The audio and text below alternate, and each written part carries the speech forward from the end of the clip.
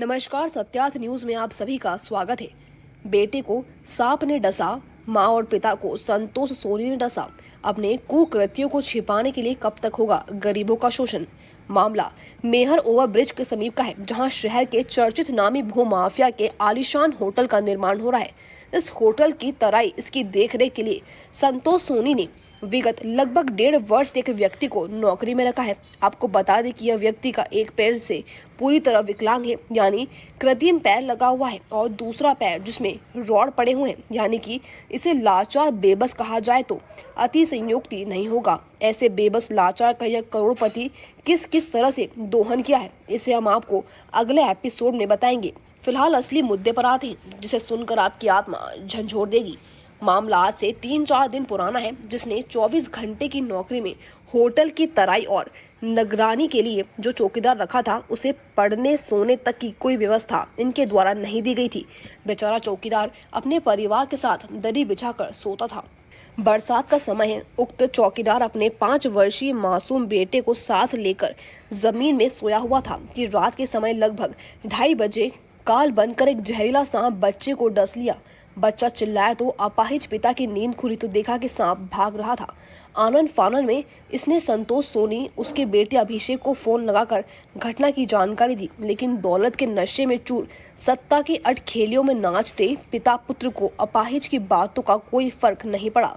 बेचारा सुबह 5 बजे तक इनके आने का इंतजार में बेटे को गोद में लेकर बैठा रहा। उसने लगा कि शायद सांप ने काटा नहीं है, लेकिन अचानक 5:30 बजे जब पुत्र की तबीयत बिगड़ी, उसका शरीर फड़फड़ाने लगा, झाग आदि मुंह से निकले, तब फिर वह रोते हुए इन पिता पुत्रों को फोन लगाकर बोला कि भैया जल्दी आइए, मेरा बेटा नहीं बचेगा। तब संतोष सोनी का पुत्र 6 बजे सुबह आया और अपनी गाड़ी में अस्पताल तक तो ले गया, लेकिन लड़के के प्राण पखेरु उड़ चुके थे। संतोष सोनी के पुत्र ने अपाहिज पिता और उसके मृत पुत्र को उसी गाड़ी में उसके घर पहुंचा दिया। गांव में जब परिवार के लोगों ने लड़के के कपड़े उतार कर देखा तो उसके गले में सांप के काटने के 2 दांत दिखाई दिए और खून लगा दिखाई दिया। तो पिता ने फिर फोन लगाकर संतोष सोनी या उसके लड़के से गुजारिश की कि भैया लड़के को एक बार फिर दिखा दीजिए और इसका पोस्टमार्टम करा दीजिए।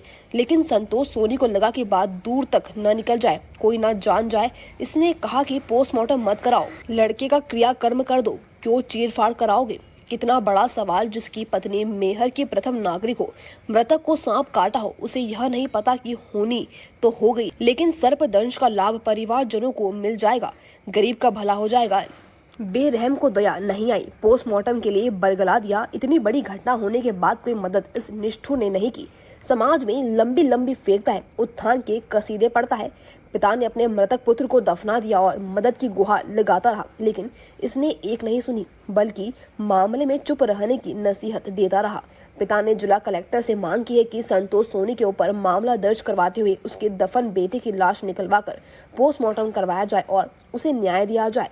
संतोष सोनी ने एक अपाहिज का 1.5 वर्षों से किस प्रकार दोहन किया, इसकी विस्तृत रिपोर्ट हम आपको बताएंगे। मेहर से जिला संवाददाता रोहित पाठक की रिपोर्ट। मेरा बंसीलाल कोरी, ग्राम रिवारा से हूँ। मेरे बच्चे को सर्प काट दिया। मैं और बच्चा दोनों लेटे थे। लेटे 2:30-3 का समय था उस समय। उसी समय बालक को ऐसे चिहार की आवाज आई।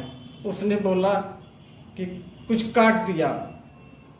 मैंने उसको देखा तो काटते कहीं नहीं देख पाया, लेकिन सर्प वो भाग गया। उसका आधा सर्प मैं देख पाया, भाग लिया। ज़्यादा बड़ा नहीं था, काला था, लेकिन वो करीब 2.5 फुट का इतना बड़ा था, इससे ज़्यादा बड़ा नहीं था, काला था और पतला पतला दिख रहा था। जैसे मैं देख के मैं घबरा गया। इसके बाद मैंने फ़ोन लगाया कि मकान मालिक को फ़ोन लगाओ। जैसे फ़ोन लगाया, फ़ोन नहीं उठ पाया, रोता रहा मारे रंजित के। फिर मैंने बेहोश में स्वयं दिखाई देने लगा। फिर उस बालक को लिए रहा। जैसे कुछ सुबह हुआ तो उसने बालक को मैं पानी पिलाया। पानी पिलाने के बाद वो कुछ राहत में आया। इसके बाद जब राहत में आया तो देखा कि वहाँ लड़का मेरा अचेत है एकदम, इतना फड़फड़ाने लगा कि जैसे बिजली गिरती हो उस तरह का चमक गए, दारू के उसके हाथ पांव बरड़ गए बिल्कुल। तो उसको मैं फिर गोदी में लिए बैठा रहा। जैसे सुबह हुआ फिर फोन लगाया, गांव में घर में फोन लगाया, घर में तो उठ गया। इसके बाद दोबारा फिर फोन लगा मकान मालिक को, अभिषेक भैया को। उसने फोन उठाया, मगर बालक मेरा खत्म हो गया। तो आप आइए। फिर गाड़ी लेके आए भैया, देखे सुने, बोले कैसे क्या हुआ, मैं बताया। तो हॉस्पिटल लेके गए। हॉस्पिटल में गाड़ी में बैठे बैठे डॉक्टर को आया और उसने थर्मामीटर से चेक किया, आँख चेक किया, बोला लेके जाओ, नहीं बच्चा आपका। फिर अभिषेक भैया मेरे सब गाड़ी बैठे और रिवारा पहुंचाया।